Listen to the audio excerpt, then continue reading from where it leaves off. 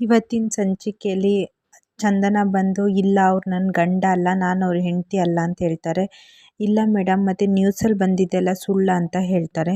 ಯಾವ ನ್ಯೂಸಲ್ಲಿ ಬಂದಿದ್ದು? ಅದೇ ಗ್ರೇಟ್ ಚಿಕ್ಕಮಂಗ್ಳೂರಲ್ಲಿರೋ ಕಾಫಿ ಪ್ಲ್ಯಾಂಟರ್ಸ್ ಮಗಳು ಅವರ ಟ್ರೂ ಲವ್ನ ಸಾಬೀತುಪಡಿಸಿದ್ರಲ್ಲ ಅಂತ ನ್ಯೂಸಲ್ಲಿ ಬಂದಿದ್ದು. ನ್ಯೂಸಿಂದು ವಿಡಿಯೋ ತೋರಿಸ್ತಾಳೆ ಚಂದನಂಗೆ. ಚಂದನಂಗೆ ಅದು ನೋಡಿ ಬೇಜಾರಾಗುತ್ತೆ.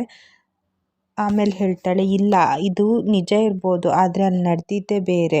ಇವ್ರು ನನ್ನ ಗಂಡ ಅಲ್ಲ, ನೀವಾದರೂ ಹೇಳೋದಲ್ವ ಅಂದಾಗ, ನೀವೇ ಹೇಳ್ತಿದ್ದೀರಲ್ಲ ಮೇಡಮ್ ಅಂತ ಹೇಳ್ತಾರೆ.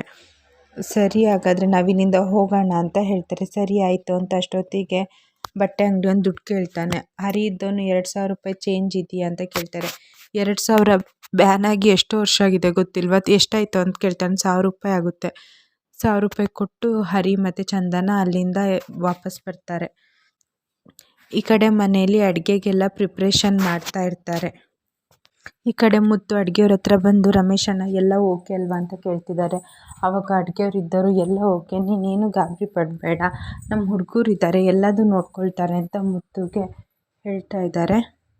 ಹಾಗಲ್ಲಣ್ಣ, ನಿಮಗೇನಾದ್ರು ದುಡ್ಡೇನಾದ್ರು ಬೇಕು ಅಂದರೆ ನಾವು ಕೇಳ್ತೀನಿ, ನೀನೇನು ಟೆನ್ಷನ್ ಮಾಡ್ಕೋಬೇಡಪ್ಪ ಅಂತ ಹೇಳ್ತಾನೆ. ಅಷ್ಟೊತ್ತಿಗೆ ಕಂಠಿ ಬಂದು ತಪ್ಪಲೆನಿಟ್ಟು, ಅಣ್ಣ ಇದು ಸಾಕ ಅಂದಾಗ ಹ್ಞೂ ಅಂತ ಹೇಳ್ತಾರೆ.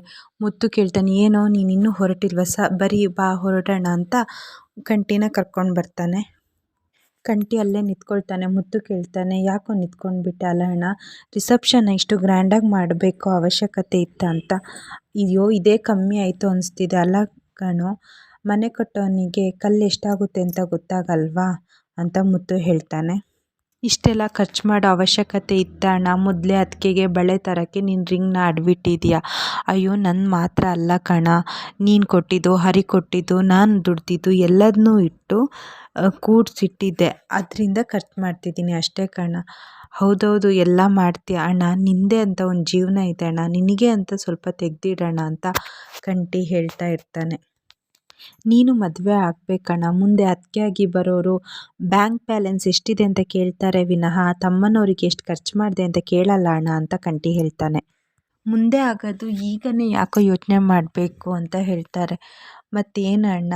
ಇಲ್ಲ ಕಣೋ, ಮುಂದೆ ಹರಿಗೂ ಜವಾಬ್ದಾರಿ ಬಂದೇ ಬರುತ್ತೆ, ನನ್ನ ಮದುವೆಗೆ ನೋಡು ಅವನೇ ಮುಂದೆ ಓಡಾಡ್ತಾನೆ ಅಂತೆಲ್ಲ ಹೇಳ್ತಾರೆ. ಅಷ್ಟೊತ್ತಿಗೆ ಕಂಠಿ ಇದ್ದವನು, ಹೌದು, ಜವಾಬ್ದಾರಿ ಬರುತ್ತೆ ಅಂತ ಮದುವೆ ಮಾಡಿದರೆ ಹೆಂಡತಿ ತಾಳಿನೇ ಅಡವಿಟ್ಟಿದ್ದಂತೆ, ಹಂಗಾಗುತ್ತೆ ಅಂತ ಕಂಠಿ ಹೇಳ್ತಾ ಇರ್ತಾನೆ.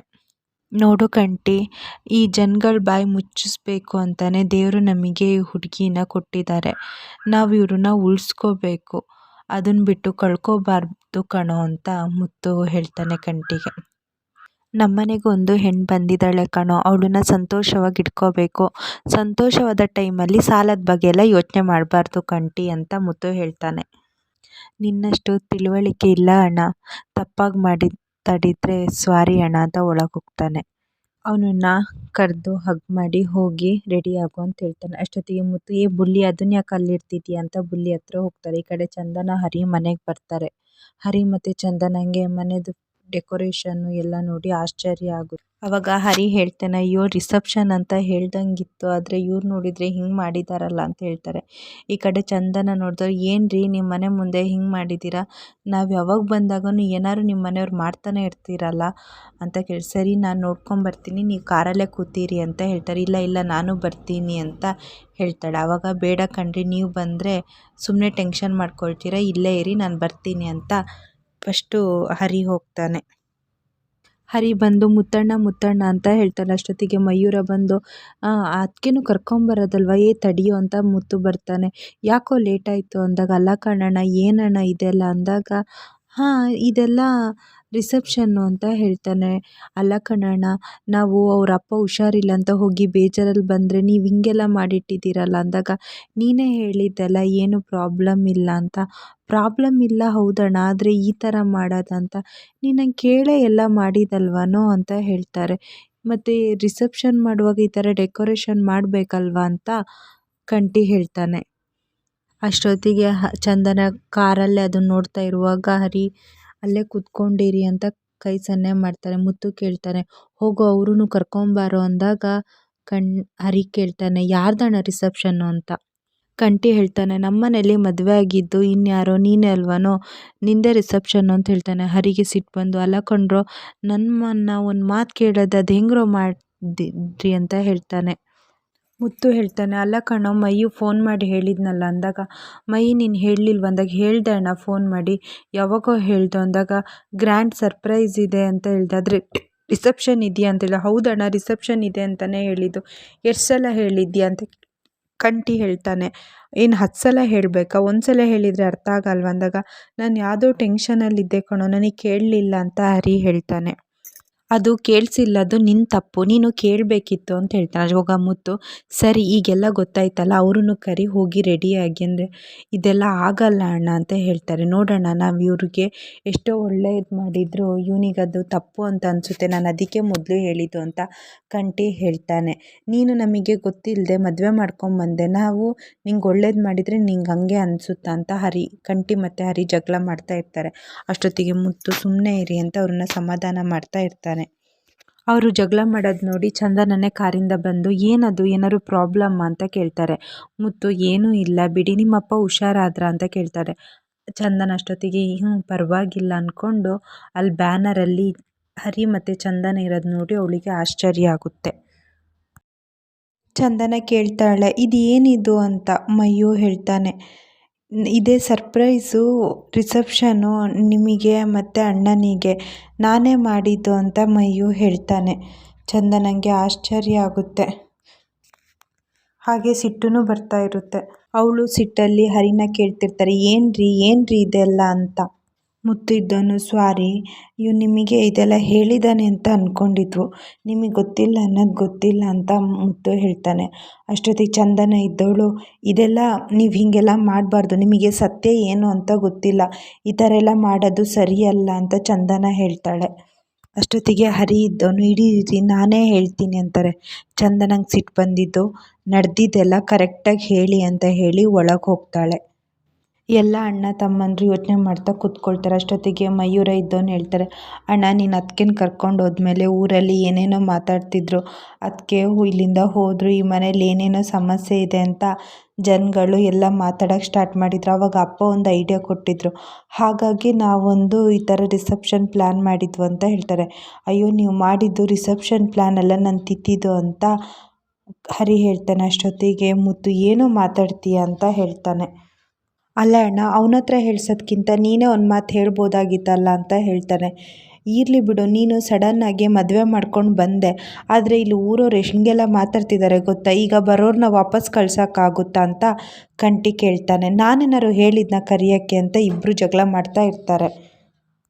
ಮುತ್ತು ಹೇಳ್ತಾನೆ, ನಿನ್ನ ಮದುವೆ ಎಲ್ಲೋ ಪೊಲೀಸ್ ಸ್ಟೇಷನಲ್ಲಾಯಿತು, ನಾವು ನೋಡಿಲ್ಲ, ನಿನಗೂ ಆಸೆ ಇರುತ್ತೆ ತಾನೇ ನನ್ನ ಹೆಂಡತಿ ಜೊತೆ ಇದ್ದು ಊರವ್ರ ಮುಂದೆ ಆಶೀರ್ವಾದ ತಗೊಳ್ಬೇಕು ಅಂತ.